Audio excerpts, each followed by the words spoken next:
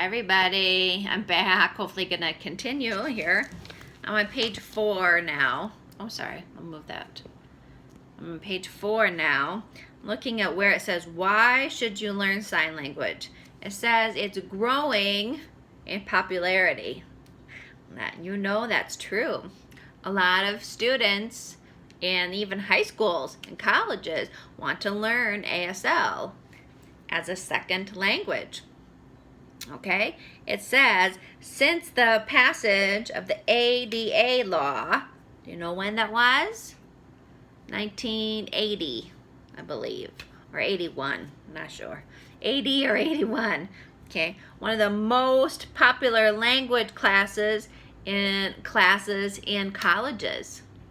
and universities. That's true. Wow. I've considered, well, maybe not now, but when I was younger and more able, I've considered offering it in colleges. I used to live in Idaho, okay, and one of the community colleges there, I taught sign language for the community college. And that was really good. I enjoyed that a lot. And sure enough, a lot of students took ASL as a second language. Okay, maybe you didn't get the chance to do that, so now you are taking a class, a community education class later. And I understand, I appreciate that. But maybe your son or daughter, your kids, I'm thinking like Heather's kids, maybe they will learn ASL in their high school classes. I don't know. Let's see. It says that your brain size actually increases as you learn a second language. Okay? Actually increases your brain size. What else do I want to say? And it can delay the onset of dementia or Alzheimer's. I didn't know that. Did you know that? Okay, so just keep on working your brain is the idea, I'm sure. And most people know that. Oh, sorry, I'm going to turn this down. Most people do that. They maybe puzzles, I've seen those. Whatever, little challenges on the internet that they have, the computer. There are lots of pages, places that you can go to develop your brain size to always keep increasing it rather than sitting back and just watching TV, right? We know that's not any good. NG, no good. No good for us. Okay, that's kind of a cool sign to learn. NG, no good. It's awful. Let's see. It says it improves your mind and spirit. Yes, I would say that. I would say that is true. Okay. Oh, I don't like this image of me looking all my whole body. It will go up a little bit. So, improving your mind, and you're always to be learning something is a good idea. I agree. Okay, let's go to page 5. This was the beginning for me. I added a few more pages. Okay, let's see. I'm going down to some of the big initials here. The W at the end, kind of at the end of the second paragraph, it says, while many languages are dying off, maybe German is not so popular anymore. Sometimes there's a reason that people want to learn it, or Spanish, or Latin, or French. But while many of them are dying off, ASL is growing in usage. People are using it more and more and more and more and more every day. Okay, and we know that. That is really true. Let's see. The H says, have a baby or no one. ASL can enable your baby to communicate with you using language that many months earlier before a spoken language. Okay, so maybe you have seen those examples, or you know of people that have done something like that. Okay, page 6 talks about the technology, and I kind of got into that a little bit already. But look at the top. Okay, talking about phones, a TTY, hearing aids, an FM system, and a cochlear implant. Okay, I'll talk about each of those a little bit. Okay, telephones, I'm thinking about the iPhone, okay, or just a cell phone, iPhone. Oh, that's so good for deaf people to text each other, okay? They love it, okay? And we know that there's a video on the phones, so they can, oh, what's the sign? Okay, video back and forth with each other. See how I'm doing that? Kind of a, whatever, I guess this way feels more comfortable. When you sign, by the way, your dominant hand, probably the one that you write with, okay, I'm right-handed, is what we call the dominant hand. Okay, if you're left-handed, that's okay, but you probably will not be doing signs exactly the same as I was. Sorry, I was just looking at a message. But you can do something with you can sign with your left hand. It's not wrong. Okay, but so then that's called your dominant hand. You're just not going to be switching back and forth. So your right hand, those are the ones that do the motion. Like think of the sign for name. Okay, my right hand, see, is on top. It's the one that does the motion. It's not wrong to sign it this way. Okay, let's take two signs in that sentence. My name, right? Oh, it's okay. I'm going to do my with my right hand. You see, this is my right hand. If you're left-handed, you sign it with your left hand. So say my name, and your left hand's on top. My name is the one that goes from your chest. Okay, if you're right-handed, you're going to say my name. It goes right from your chest to your sign. I think you can get it by now. I hope you understand the dominant thing. I'll talk to you more on Wednesday about that. Okay, then we talk about a TTY. Do you know what a TTY is? Some people don't because they're not used so much anymore. But a TTY stands for teletype. Okay, it's a teletype. You put your phone on it. It has couplers for the two receivers. And you can actually type. It's a little like a mini computer almost, I think. And so when I first had a deaf boyfriend back a while ago, let's see, I graduated in 91, so this is like 88, 89, I used a TTY, excuse me, I was moving this, a TTY to talk to him quite often. So that works pretty well. Okay, TTY, you just type. It's just like a computer. They came out with these before cell phones and everything. It was just amazing. Okay, then the next subject is hearing aids. You guys all know about hearing aids. And hearing aids have gotten so much smaller now. Many of them are in the ear. We just call them in the ear hearing aids. Maybe just a little wire attached to it. Okay, so there's so many different kinds. An FM system, that's when they wear the like a little box that goes with it, or they can wear it on their jeans. And then the teacher or whoever, the preacher, the people in the meeting, whatever, they have their own little device that they're given, a box and a microphone. And then when they talk into it, it goes direct, the sound, there's usually a wire, it's not Bluetooth.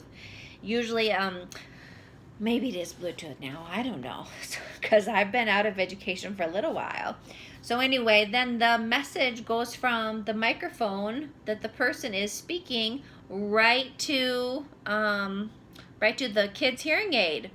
Okay, so you maybe have seen these in schools or in churches. A lot of times the pastor will be wearing a little FM unit, a little box, and so his little microphone on his lapel will go to the person that has to the people that have the other FM system attached to them.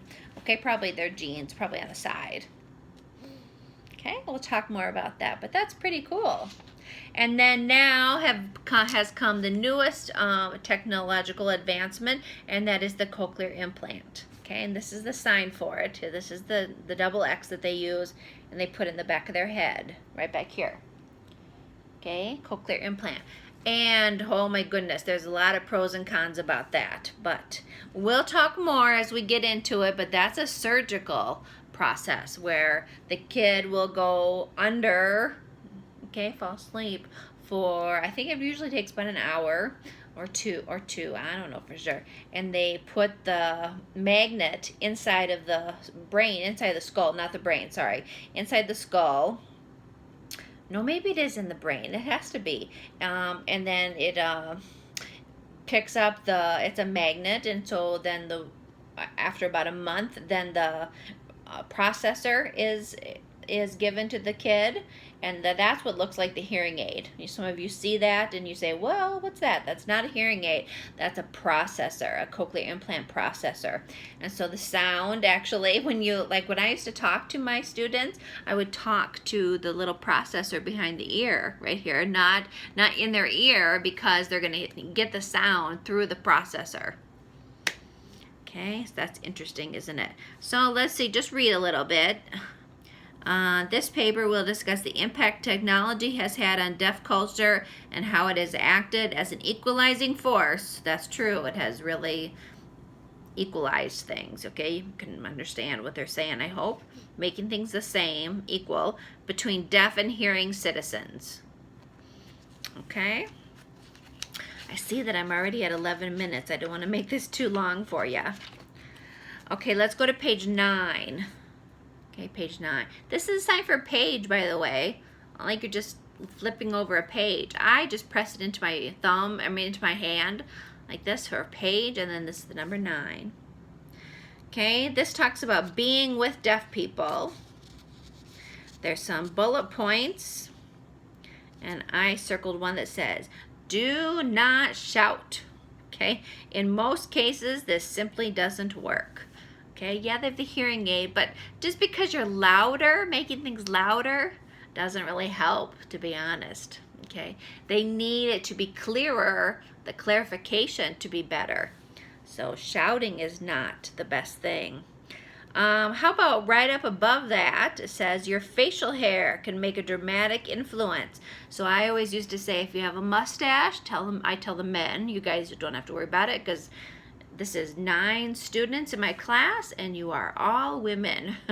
But if there were any men, I would remind you, when you talk to a deaf person, if you have a mustache, that makes it much harder to lip read. Don't take it personally and don't give up, but try other ways. Okay? Then the paragraph underneath of it says, only about 35% of what is being said is understood. The rest is pure guesswork. So a deaf person will really try to lip read, but it will probably be hard for them. Okay, probably only about 35% can really be understood exactly. Okay, but the deaf person will say, they'll look, huh? What? So they'll figure most of it out. Okay, let's see. How about the last bullet? For most deaf people, communicating one-on-one is much easier than in a group situation. That's really true. I remember when I was in college, there were a couple of deaf people that were attending the college with me. And if they were in a group with us, because they were studying to become teachers as well, anyway, they were in groups with us, and we would pass around that FM system to whoever was talking, and it made us slow down, because hearing people can be, they talk so fast, so you have to just slow down and take turns, and so the deaf person can follow the conversation. Okay, the last one. Most of all, don't panic. We're just like you, except our ears may not work too well. That's a good one. Oh, sorry, you can hear the train. I live downtown, so you're gonna hear the train. Okay. Oh, I feel like I maybe put these pages in backwards order. Let's look at page 12 next. Okay, it says that I don't have a lot of battery left. I may have to run one more video. We'll see after I get some more battery. This talks about the spectrum of familiar sounds, page 12. Okay, it looks like this, the chart. Okay, what this is showing you is the different pitches that's across the top. Okay, and maybe you've heard of hertz, HZ, and then along the side are the intensity of sound, the decibels.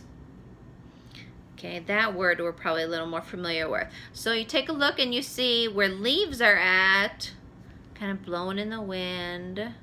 Where birds are at, way over here on about 7,000 hertz. Okay, and they're pretty high-pitched sound, only 10 decibels. So if we say someone has a, for example, let's say a 50 decibel loss. Okay, you look at the 50 line. That means that they cannot hear, that they can't hear everything above that line. Okay, everything above it, they're not getting that. So let's look at 50 decibels. If the audiologist says they have a 50 decibel loss, that's about half. Okay, they're missing out on many speech sounds, most speech sounds. Look in that, we call it the speech banana. Okay, that arc. Okay, that's where most speech sounds are, right? Where talking occurs. They're missing out on most of that. Okay, they may hear, oh, they probably can hear that train. They may hear that dog barking, that telephone ringing. Okay, but sometimes they're unaware of like where the sound is coming from. So everything below the line is what they can hear. What they can't. So if we say 50, that means that they can't hear what's up above, right? Those are the pitches, the decibels that they're not hearing, and down below is what they are hearing. Okay, so it's interesting, isn't it? A firecracker, a gunshot, the band playing, those are really low sounds. Okay, so probably someone who can hear a little bit, who has some residual hearing, is going to be able to hear those sounds. But a very profoundly deaf person, if they're at 110, 120, they're not hearing anything. Okay, so this will give you a good picture. All right, let's stop there, and I'll probably have to make another video. Okay, take care. I love you guys.